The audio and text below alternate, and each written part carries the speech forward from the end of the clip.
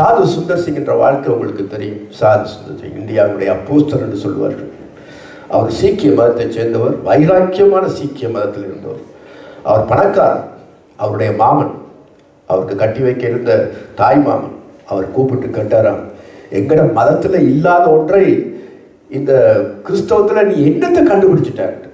எங்கட மதத்தில் இல்லாத என்னத்தை நீ கண்டுபிடிச்சிட்ட? இவ்வளவு தூரத்துக்கு எங்களை வெறுத்து அந்த கிறிஸ்தவ மதத்துக்கு நீ மாறின, அங்கே என்னத்தை கண்டுபிடிச்சிட்ட? அவர் சொன்ன பதில், நான் இயேசு கிறிஸ்துவை கண்டுபிடிச்சேன். ஆமென். நான் இயேசு கிறிஸ்துவை கண்டுபிடிச்சிட்டேன். அதனால் எனக்கு இந்த பொண்ணும் வேண்டாம், உங்களோட சொத்தும் வேண்டாம், இந்த இது ஒன்றுமே எனக்கு தேவையில்லை, எனக்கு இயேசு போதும் என்று வெளியே போன திரும்பினார். வெளியே போனார். வெறுங்காலோடு திபெத் பகுதிகளுக்கெல்லாம் சென்று ஊழியம் செய்தார். இன்றைக்கு அவருக்கு இறுதி நாட்கள் என்ன நடந்ததோ தெரியாது, காணாமல் போனார். இந்தபடியான ஒரு மனுஷன், அவர் சொன்ன வார்த்தை, இயேசுவை கண்டுபிடித்தேன்.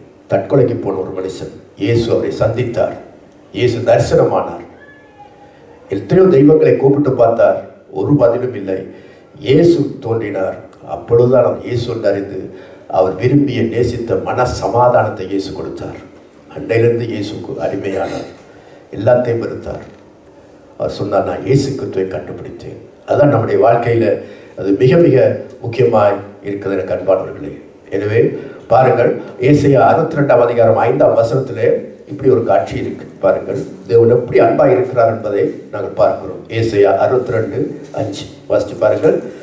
வாலிபன் கன்னிகையை விவாகம் பண்ணுவது போல, பாருங்கள், வாலிபன் கன்னிகையை விவாகம் பண்ணுவது போல உன் மக்கள் உன்னை விவாகம் பண்ணுவார்கள். மணவாளன் மணவாட்டியின் மேல் மகிழ்ச்சியாய் இருப்பது போல் உன் தேவன் உன்மேல் மகிழ்ச்சியாய் இருப்பார். பாத்துங்க, இதுல சொல்லப்பட்ட யாருக்கு என்றால் இஸ்ரேல் மக்களுக்கு. இவர்கள் பாவம் செய்து, ஏராளமான பாவம் செய்து தேவனை விட்டு தூரம் போய்விட்டார்கள். வெறுக்கத்தக்கதான, தேவனுடைய மனம் உடையத்தக்கதான அளவுக்கு அவர்கள் தூரமாக போய்விட்டார்கள். அப்பொழுதுதான் அவர் சொல்ற வார்த்தை தன் மக்களை பார்த்து, மணவாளன் மணவாட்டின் மேல் மகிழ்ச்சியாக இருப்பது போல. அதாவது 2 பேர் கல்யாணம் கட்ட போறவர்கள், அல்லது காதலன் காதலிகள் நேசிக்கிறவர்கள், ஒருவர் நினைவினாலே ஒருவர் ஆக்கிரமிப்பட்டிருப்பார். ஆக்கிரமிப்பட்ட வழக்கு அவங்களுக்கு ஒருவருடைய சிந்தனை ஒருவருக்குள்ள இருக்கும். எப்போ பார்த்தாலும் அதே நினைவாக இருப்பார்கள். போனாலும் புத்தகம் எடுத்தாலும் அந்த முகத்தான் வரும். ஓடினாலும் இருந்தாலும் அந்த நினைவு தான் இருக்கும். ஒருவருடைய நினைவினாலே ஒருவர் ஆக்கிரமப்பட்டுக் கொள்வார்கள். சிக்கல் இந்த லவஸை பாருங்க, அப்படித்தான் அவர்கள். நீங்கள் அப்படியும் தெரியாது, ஆனால் அப்படித்தான் இருப்பார்கள். போனாலும் வந்தாலும் ஒரு கணவன் மனைவியின் மேல் நினைவாக இருப்பான். வேலை செய்து கொண்டிருக்கும் பொழுது கணவன் மனைவியின் மேல் எப்பொழுதும் நினைவாகவே இருப்பான். மனைவி சமைச்சு கொண்டு வீட்டுக்குள்ளே இருக்கும் பொழுது கணவன் எப்பொழுது வருவார் என்று நினைவாகவே இருப்பான். அப்படி உங்களுக்கு அனுபவம் இருக்கா? சிரிக்கிறீங்க, அப்படியே இல்லை போட்டாங்க. இப்படா வீட்டு வேலை வரும் தொடக்கம் என்று இருப்பீங்க. எப்பொழுது மண்டே வரும், அது வீக்கெண்ட் வருது என்று. அப்படியா? இல்லை, அப்படித்தான். நீங்கள் ஒருவேளை ஆரம்பத்தில் அப்படி இருந்திருக்கலாம். ஸ்டார்ட்டில் ஒருவேளை இப்போ எல்லாம் எனக்கு தெரியாது, மங்கி போயிருக்கலாம். ஸ்டார்ட்டில் நல்லா இருந்திருக்கும். எப்பொழுது வீட்டை போவேன், எப்பொழுது நினைவாக இருக்கும், என்ன வாங்கி கொண்டு போவேன், என்ன பிடிக்கும், ஏது பிடிக்காதென்று அந்த சிந்தனைகளை ஆக்கிரமிப்பில் இருப்பார்கள். அதுதான் ஆண்டவர் சொல்கிறார், அந்த மகிழ்ச்சியாக இருப்பது போல, அந்த நினைவுக்குள்ளாலே அவர்கள் ஒருவர் இருக்கிறது போல நான் உங்களோடு கூட இருக்கிறேன். அப்போ ஆண்டவருடைய இருதயத்தை கிழிச்சு பார்த்தா யார் இருப்பார்? ஆண்டவருடைய இருதயம் அப்படியே வெட்டி பார்த்தா, இயேசுநாதருடைய இருதயத்தை வெட்டி பார்த்தா யார் இருப்பார்? யார் இருப்பா? நீதான் இருப்பாய். ஆனால் உன்னுடைய இருதயத்தை வெட்டி பார்த்தா, ஒருவேளை அந்த விட்டு சுந்தரி, அல்லது அங்கே விட்டு அவள், இவள், அவன், இவனோ எனக்கு தெரியாது. ஆனால் கர்த்தர் அறிவார். ஆனால் உண்டை விட்டு திறந்து பார்த்தா யார் இருப்பார்? அங்கே திறந்து பார்த்தா அந்த பொக்கிஷத்தும், ஏவியன் பேங்க்கும், மற்றது இங்க் பேங்க்கும், அந்த பேங்க்கும் இருக்குதா, அல்லது என்ன இருக்கு? சிந்திச்சுப்பார். உண்டை இருதயத்தை வெட்டி பார்த்தா ஆண்டவர் தான் இருக்கிறார். தான் தாவீது சொல்றான், நான் எளிமையும் சிறுமையுமானவன், கர்த்தரோ என் மேல் நினைவாய் இருக்கிறார். அல்லேலூயா. நான் எளியவன் சிறியவன், என்னை யாரும் கணக்கெடுக்கிறது இல்லை, ஆனால் கர்த்தர் என் மேல் நினைவாய் இருக்கிறார். அவர் எப்படியே என்னை யோசிச்சு கொண்டே இருக்கிறார். இன்றைக்கு அவர் உன்னை நினைவாய் இருக்கிறார். நீ நினைக்கிறாய்? நீ எப்படி? நாங்கள் இந்த 2 மணித்தியால் நினைவாக இருக்கிறோம். வீட்டை பண்ண குறை ஏதோ இல்லை நினைக்கிறோம். கஷ்டம் துன்பம் வந்தால் தான் ஆண்டவர் நிற்கிறார் நினைக்கிறோம். சிந்திச்சு பாருங்க, அவரோ என் மேல் நினைவாக இருக்கிறார். மணவாளன் மணவாட்டி மேல் அப்படி இந்த எப்பொழுதும் அப்படி யோசிச்சு கொண்டே இருக்கிறார். ஆக்கிரமிப்பு அப்படியே சிந்தனையில் அப்படி ஒன்று போயிருக்கு. அப்படிதான் கடவுள் மனுஷன் மேல் இருக்கிறார். எனவே அருமையானவர்களே, எனவேதான் இந்த சிந்தனை இப்படியா இருக்கிறது. ஆண்டவர் சொல்லி இல்லையா, ஒரு உவமையோடு சொன்னாரு, காணாமல் போன ஆடு, காணாமல் போன குமாரன், காணாமல் போன வெள்ளிக்காசு. எதுக்கு அந்த உவமையை சொன்னார்? கடவுளுடைய அன்பை காட்டுவதற்காக. காணாமல் போன ஆடு, 100 ஆடுகள் ஒருவனுக்கு இருந்ததாம். ஒரு ஆடு காணாமல் போயிட்டு, போனா போதண்டு போட்டு 99 சந்தோஷப்படவில்லை. அந்த காணாமல் போன அந்த ஒரு ஆட்டுக்காக அந்த நல்ல மேய்ப்பன் முள்ளு புதர்கள் தேடி, கால் வெட்ட, காயம், ரத்தம் வழிய, குகைகள், மலைகள் ஏறி அந்த ஆட்டை கண்டுபிடித்து தோளிலே கொண்டு வந்து சந்தோஷப்பட்டு கொண்டு வருகிறார். அதுதான் கடவுளுடைய அன்பு என்று சொல்லி ஆண்டவர் சொல்லிக் கொடுக்கிறார். எனவே காணாமல் போன ஒவ்வொருவருக்காக நான் வந்தேன் என்று ஆண்டவர் அதை சொன்னார். உங்களுக்கு தெரியும் ஆண்டவருக்கு எத்தனை ஆடுகளா இருக்கு. பில்லி கிரஹாம் ஒரு ஆடு இருக்கு, டிஎல் மூடி, சாது சுந்தர் சிங், பெரிய பெரிய பக்தர்கள் எல்லாரும் ஆடுகள் தான். ஆனால் காணாமல் போன உன்னையும் என்னை தேடி இயேசு வந்தார்கள்.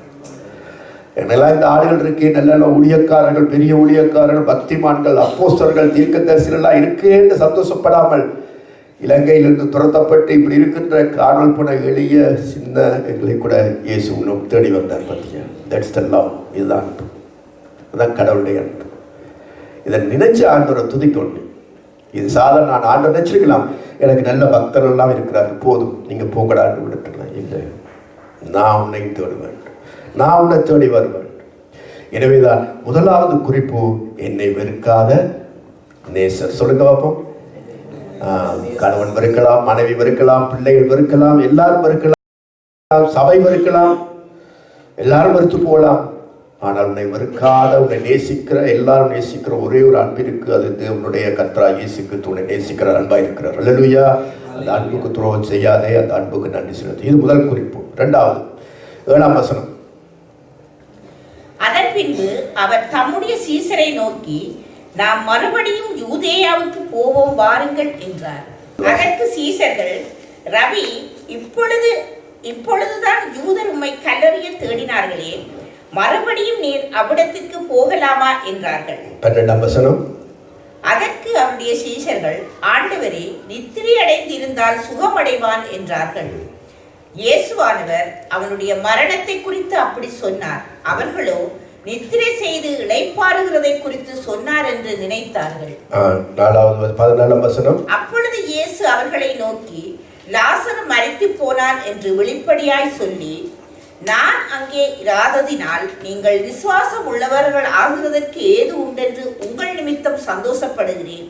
போதும் பாருங்க, இதுல நாங்கள் வாசிக்கும் பொழுது பாருங்கள், இப்ப ஆண்டவர் அறிஞ்சிட்டார், அறிந்திருக்கிற ஆண்டவர். அதாவது லாசரு மரித்துட்டார்,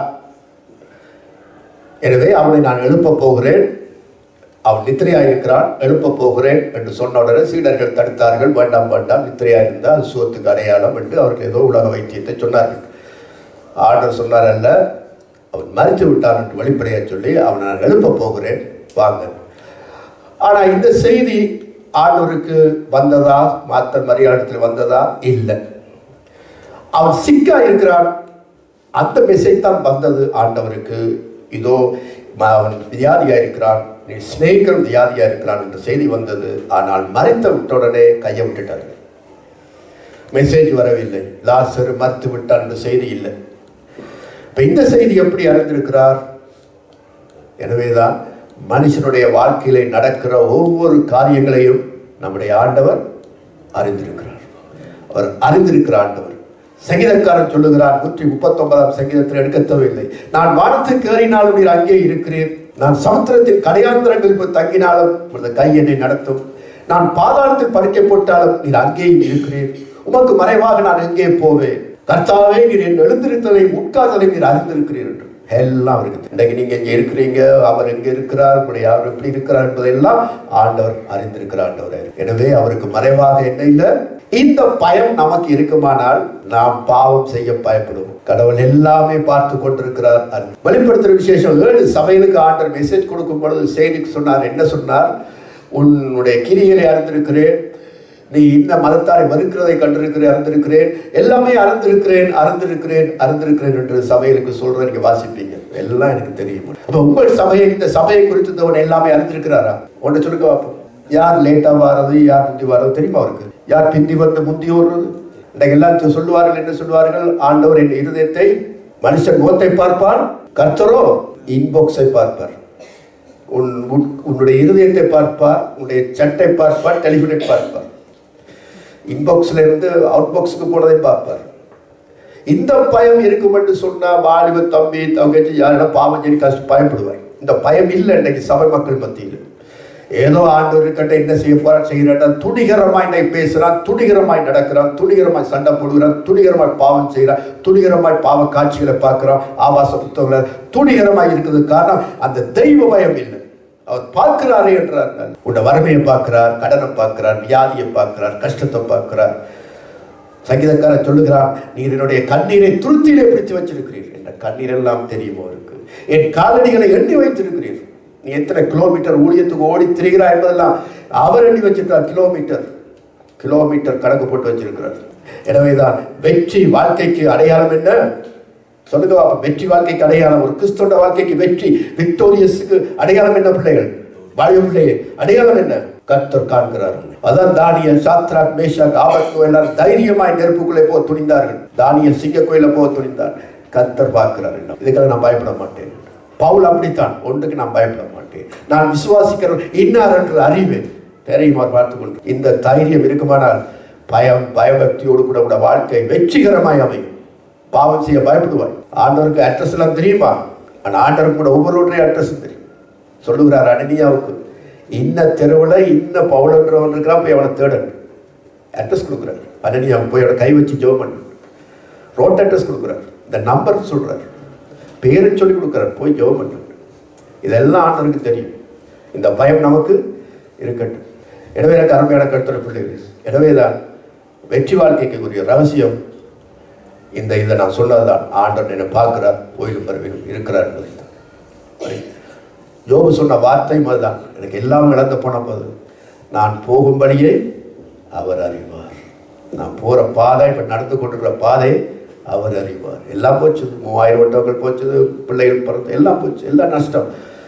நான் போகும்படியே அவர் அறிவார். நான் சோதித்த பின்பு பொன்னாக விளங்குவேன் என்று, சோதிக்கப்பட்ட பின் பொன்னாக விளங்குவேன் என்று அறிவேன் என்று. இது நமக்கு இருக்கட்டும். எனவே 2வது குறிப்பு, அவர் அறிந்திருக்கிற ஆண்டவர். இப்போ இன்னொரு சம்பவத்தை நாங்கள் பார்ப்போம். பாருங்க, ஆண்டவர் இயேசு கிறிஸ்து எங்கே போனாலும் பப்ளிக் மினிஸ்ட்ரியில் போனால் கூட்டங்கள் வரும் அவரை சுற்றி. அப்படி இல்லைவா? கூட்டங்கள் வரும். ஒரு முறை அவர் அப்படி கூட்டமாக அப்படி போய்கொண்டிருந்த பொழுது ஒரு ஸ்திரீ தூரத்தில் வந்து ஆண்டருடைய வஸ்திர தொங்கலை, அந்த வஸ்திரம் இப்படி தொங்கிக் கொண்டிருக்குமே, அந்த தொங்கலை அப்படி தொட்டாலாம். உடனே இயேசு விட்டுட்டார். என்னை யாரோ தொட்டுட்டான். யார் என்னை தொட்டது? அவட கேட்கிற, யாரோ என்ன தொட்டுட்டான். என்ன இவ்வளோ பெரிய யுத்தமே நடக்குது, இடிக்கேண்டு இடிக்கிறாங்க உங்களை போட்டு, யார் இடிச்சேன்னு கேட்குறீங்களே? பேருந்து கேட்குறாரு, என்ன அடிச்சேன்? நீங்களாம் என்னத்துக்கு இடிக்கிறீங்கன்னு எனக்கு தெரியும். ஆனால் உண்மையாக என்ன தொட்ட எனக்கு ஆள் இருக்கு.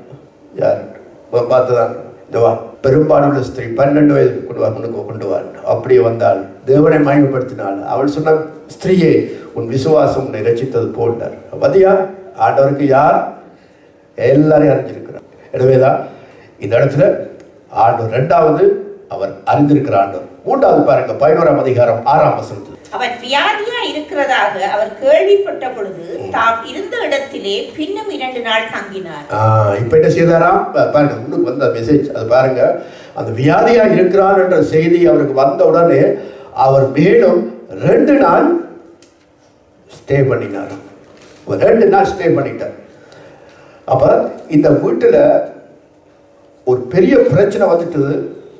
ஒரு வியாதியா இருக்கிறார், ஒரு எமர்ஜென்சி மெசேஜ் அனுப்புகிறார்கள், வந்து குணமாக்குங்கள், நீ ஸ்நேகிக்கிறோட மெசேஜை போட்டாச்சு.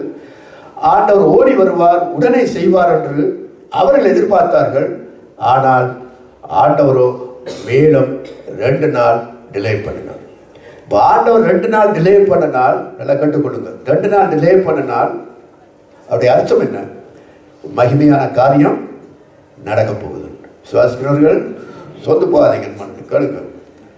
உங்களோட வாழ்க்கையில கல்யாணமோ அல்லது உங்களுடைய வேலையோ அல்லது ஏதாவது ஒரு காரியத்தில் உங்களுக்கு ஒரு டிலே ஆகுதுன்னு சொன்னால், லேட் பண்ணுதுன்னு சொன்னால், நீங்கள் மனதில் என்ன நினைக்க வேண்டும்? ஒரு மகிமையான காரியம் நடக்க போகுது. நாம் என்ன செய்கிறோம்? காரியம் லேட் பண்ணுதுன்றோட குறுக்கு வழியை செய்ய ஆரம்பிக்கிறோம், முடிவெடுத்து விடுகிறோம். அது சரி வராதுன்னு சொல்லி வேறு வர வழிகளில் ஈடுபடுவதால் தான் நாங்கள் என்ன செய்யணும்? நம்முடைய ஆசீர்வாதங்களை நாங்கள் கை நழுவ விடுகிறோம். இதை மனதில் வச்சு கொடுங்க பிள்ளைகளை. உங்களுடைய எதிர்கால வாழ்க்கையோ, உங்களுடைய எதிர்கால படிப்போ, உங்களுடைய எதிர்கால இதுலோ உங்களுக்கு விண்ணப்பம் பண்ணி உங்களுக்கு அதை பிந்தும் அது ஆன்சர் கிடைக்காட்டி அது 1 மாதமோ 2 வருஷமோ 3 வருஷமோ 4 வருஷமோ இருந்தாலும் நீ பொறுமையோடு காத்திரு. அவர் மயில் உனக்கு விளங்கும். அது அவசரப்படக்கூடாது. 2 நாள் தங்கி இருந்தார் என்று பார்க்கிறோம். அது பெரிய திட்டம் என்று போடுறார் ஆண்டவருடைய வாழ்க்கையில். பிளான் ஒன்று வச்சுட்டார். அதனால தான் அது இப்போ சரியில்லை, அது இப்போ செய்யக்கூடாது என்று அவர் டிலே பண்ணி அவருடைய தன்னுடைய ஆதீனத்தில் எல்லாம் பிளான் பண்ணி அதை செய்கிறார். உதாரணமாக நான் கேட்குறேன். ஐயோ கேட்குறீங்களா? ஓகே கேளுங்க. யோசேப்பு எல்லா பாடுகளும் பட்டு யோசேப் என்ன செய்கிறார்? கடைசியில் அந்த சிறைச்சாலை அண்டர் கிரவுண்டில் போட்டாச்சு. அண்டர் கிரவுண்டில் போட்ட கையோடு கூட அவரோடு கூட வேறு யார் போடப்பட்டது? சொல்லுங்க எல்லாரும். சுயம்பாகி பானபாத்திரக்கார். சரி, அவங்க இருந்தாங்க. அவங்க 2 பேருக்கு என்ன வந்தது? கனவு வந்துச்சு. பானபாத்திரக்காரன் ஏதோ கனவு கண்டு சொன்னான். இவனுக்கு ஒரு கனவு கண்டு சொன்ன உடனே இவர் விளங்கப்படுத்துறார். யோசேப்பு இங்கே வாங்க, கனவுக்கு அர்த்தம் சொல்றது தேவனுடைய வேலை. அவர் வழிபாட்டார் சொல்றேன்னு சொன்னார். என்ன சொன்னார்? பானபாத்திரக்காரன்னு சொன்னார், நீ இன்னும் 3 நாளைக்குள்ள உன்னை திரும்ப பழைய பதவிக்கு போவேன். சுயம்பாகி என்று சொன்னால் அவன் தான் இந்த சாப்பாடு எல்லாம் செய்கிறான். ராஜாவுக்கு காலையில் என்ன சாப்பாடு வேணும், மத்தியானம் என்ன சாப்பாடு, மாலையில் என்ன சாப்பிடுவார், இடையில் அந்த நொறுக்கு தூணியில் ஏதாவது தீனி துவப்பட்ட அது என்ன இது என்னென்னலாம் அவன் தான் அந்த சுயம்பாகி சாப்பாடு செய்கிறவன். அவருக்கு கேக் விருப்பமா, அவருக்கு அது விருப்பமா, அப்படி விருப்பமாட்டெல்லாம் அவன் தான் அந்த பிளானிங். பானபாத்திரக்காரனுக்கு என்ன வேலை? ராஜா அப்படி எழுமனோன்னு முட்டை கோபி குடிப்பாரா அல்லது மற்றது குடிப்பாரா அல்லது அதை குடிப்பாரா இதை குடிப்பாரான்றத அவனுக்கு தெரியும். மத்தியானம் என்ன குடிப்பார், இரவில் தண்ணி அடிப்பாரா அடிக்க மாட்டாரா, அவருக்கு என்ன குடிக்கணும் அது அவனுக்கு தெரியும். அவருக்கு என்ன குடிக்கணும் எல்லாம் இப்போ பானபாத்திரக்காரன் தான் அவர்கிட்ட இஷ்யூ. அவருக்கு கொடுக்கணும், அவனுக்கு குடிச்சு பார்த்துட்டு கொடுக்கணும். இந்த ராஜா குடிங்க, அது அவனுடைய வேலை. ஒரு சம்பிரதாயம் சொல்லுகிறது கதை. ராஜா சிக்கில் படுத்துட்டார். சிக்கில் படுத்த உடனே அந்த டாக்டர்ஸ் பரிகாரி எல்லாம் அவரை பார்த்த உடனே சொல்லிட்டார்கள், ராஜா உங்களோட இரவு உங்களுக்கு நஞ்சு வைக்கப்பட்டிருக்கு. ஒன்றில் நஞ்சு வைத்தா ஒன்றில் குடிக்கிறதுல போயிருக்கணும் அல்லது சாப்பாட்டில் போயிருக்கணும். பொடி 2 பேரை கொண்டு 2 பேரை பிடிச்சி விசாரித்து போடணும். அதனால தான் அந்த சுயம்பாகி தலைவர் பானபாத்திர தலைவர் 2 பேரும் போட்டாச்சு. என்ன இவங்களுக்குள்ள நடந்திருக்கு, விசாரணை வரும் மட்டும் இது. விசாரணைக்கு பின்பு தெரிஞ்சிட்டது இவன்லாம் பிள்ளை இருக்கு அவன்ல இல்லைன்ட்டு கண்டுபிடிச்சபடியாத்தான் இந்த பானபாத்திரக்காரன் திரும்ப வந்துட்டான். இவன் தூக்கிலப்படப்பட்டான். அப்பொழுது யோசேப்பு சொல்றார், நல்லா கேட்டுக்கொள். யோசேப்பு சொல்லுகிறார், இன்னும் 3 நாளைக்குள்ள நீ திரும்ப அந்த பதவிக்கு போவாய். போன உடனே நீ என்னை நினைத்துக்கொள். ராஜா இடத்துல இந்த காரியத்தை சொல். நான் ஒரு பிழையும் செய்யலை, நான் ஒன்றுமே நான் செய்யலை, இந்த வீணாக குற்றஞ்சாட்டப்பட்டு இந்த இடத்துல இருக்கிறேன் என்று அந்த ராஜாவுக்கு சொல்லன்று சொன்னவன் என்ன சொன்னான்? போன கையோடு இதுதான் என்ற முதல் வேலை, நான் உன்னை பற்றி ரெக்கமெண்ட் கொடுக்குறேன்னு சொல்லி தான் போனவன் மறந்தே போனான். யோசேப்பு 2 வருஷம் வேதம் சொல்லுது, 2 வருஷம் திரும்ப யோசேப்பு இருந்தார்.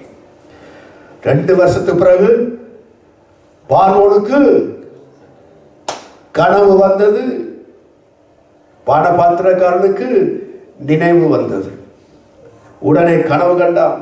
ஐயோ உடனே சொல்றான், ஐயோ அண்டர் கிரவுண்டில் எங்களுக்கு கனவு சொன்ன யோசேப்பு சொன்னான், ராஜா அவனை கூப்பிட்டு விசாரிக்க உடைய கனவுக்கு தீர்ப்பு சொல்லுவான் என்று. அப்போதான் அவனுக்கு நினைவு வந்தது.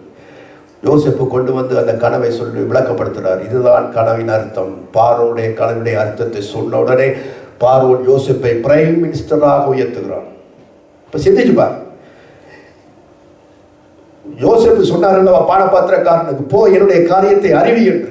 இவன் போய் ராஜாட்ட சொல்லி வெளியே வந்திருந்தா என்ன நடந்திருக்கும்? இவன் பானபாத்திரக்காரனுடைய வீட்டில் வேலை செய்திருப்பான். யோசேப்பு நன்றிக்காக இருந்திருப்பான். ஆனால் இந்த 2 வருஷம் ஆண்டவர் காத்திருந்தபடியினால் மறந்தபடியினால் இப்ப யோசேப் எப்படி வந்துட்டான்? பிரைம் மினிஸ்டராக. அதுதான் ஆண்டோட பிளான். அதுதான் ஆண்டோட பிளான். அவன் சொல்லி வந்திருந்தா இந்த மாதிரி பிளானுக்கு வந்திருக்க முடியாது. ஒரு கீழ்மட்டமாக இருந்திருப்பார். இப்ப எல்லாருக்கும் அதிபதியாய். இதுதான் பிள்ளையே, உன்னுடைய ஜெப விண்ணப்பத்துக்கு காரியத்துக்கு நீ ஜெபித்துக் கொண்டு வருகிறாயா? காலம் தாமதமாகுதா? பொறுமையாயிரு. கர்த்தர் பெரிய திட்டத்தை வைத்திருக்கிறார். ஓகே, அடுத்தது நான் வாசிப்பு பாருங்கள். அது மட்டுமல்ல, அடுத்த வருஷத்தை நான் வாசிப்பு பாருங்க. அது மட்டுமல்ல, ஆண்டவர் மேலும் காத்திருந்தால் 4 நாள் ஆயிடுச்சு. 4 நாளுக்கு பிறகுதான் போயிட்டு சுத்தப்படுத்துறான்னு பார்க்கிறோம். அந்த நாட்களில் பரிசேயர்கள் ஆண்டவராக இயேசு கிறிஸ்துவை குற்றம் பிடிச்சிருந்தார்கள். எப்படி குற்றம் என்று சொன்னா, இவன் பிசாசின் தலைவனை கொண்டு பிசாசை துரத்துகிறான், இவன் சாத்தானை கொண்டு சாத்தானை துரத்துறான்னு குற்றஞ்சாட்டி வச்சிருந்தார்கள். அது மட்டுமல்ல, அவர் உயிரோட எழுப்பின ஆட்கள். அப்போ அவர்கள் குற்றம் பிடிச்சிருந்தார்கள். அவருடைய நினைவு என்னவென்றால், அவருடைய நம்பிக்கை என்னவென்றால், ஒருவன் மரித்தால் 3 நாள் அந்த ஆவி அவனை சுற்றி கொண்டிருக்கும். அதுதான் யூதருடைய நினைவு. 3 நாட்கள் அந்த ஆவி அவனை சுற்றி கொண்டே இருக்கும். அந்த 3 நாளைக்குள்ள அவன் உயிரோடு எழுப்பாவிட்டால் அந்த ஆவி போய்விடும், பாதாளமோ போய்விடும். அது அவனுடைய நம்பிக்கை. ஆனால் ஆண்டவர் மேலும் 4 நாள் தங்கினார் என்று சொன்னால் இந்த யூதருடைய நம்பிக்கை உடைக்கிறதுக்காக. ஏன்? அவர் எத்தனை பேரை உயிரோடு எழுப்பினார்? 2 பேரை. யார் அது? ஒன்று ரோட்டில், ஒன்று வீட்டில். ரோட்டில் எழுப்பினது தான் நாயினூர் விதவியுடைய மகன், வீட்டில் எழுப்பினது யவீனுடைய மகன். இது 3வது. அந்த 2க்கு குற்றம் சாட்டப்பட்டார்கள். இவர்கள் உடனே மறைத்து எழுப்பினது சிம்பிள் காரியம். அந்த ஆவி சுற்றி இருக்கிறது உள்ளுக்கு போயிட்டு இவர் விட்டுட்டார், தான் உயிரோடு எழுப்பினது. அதை உடைக்கத்தான் மேலும் 4 நாள். 3 நாளைக்கு பிறகு போச்சு ஆவி. 4 நாள் ஆயிற்று. 4மே இப்போ எழுப்ப போறார் வாழ். அதுக்காக தான் 4 நாள் தங்கினார், இவங்களுடைய கொள்கையில் உடைக்கிறதுக்காக. பார்த்தீங்களா? எனவேதான் தாமதிக்கும் ஆண்டவர் ஒரு திட்டத்தோட தாமதிக்கிறார் நம்முடைய வாழ்க்கையிலே. கடைசியாக 11:43 வாசி. இவைகளை சொன்ன பின்பு லாசருவே வெளியே வா என்று உரத்த சத்தமாய் கூப்பிட்டார். அப்பொழுது மரித்தவன் வெளியே வந்தான். அவன் கால்களும் கைகளும் பிரேத சீலைகளினால் கட்டப்பட்டிருந்தது. அவன் முகமும் சீலியால் சுற்றப்பட்டிருந்தது. சரி, இப்போ பாருங்க, இப்ப கல்லறைக்கு முன்னாடி நிற்கிறார். அற்புதம் செய்யும் ஆண்டவர் வாழ்க்கையில. இது கடைசி குறிப்பு, 4வது குறிப்பு. அற்புதம் செய்யும் நம்முடைய வாழ்க்கையிலே அற்புதங்களை செய்கிற ஆண்டவர். பாருங்க, இது ஒரு சத்தியம் இருக்கு.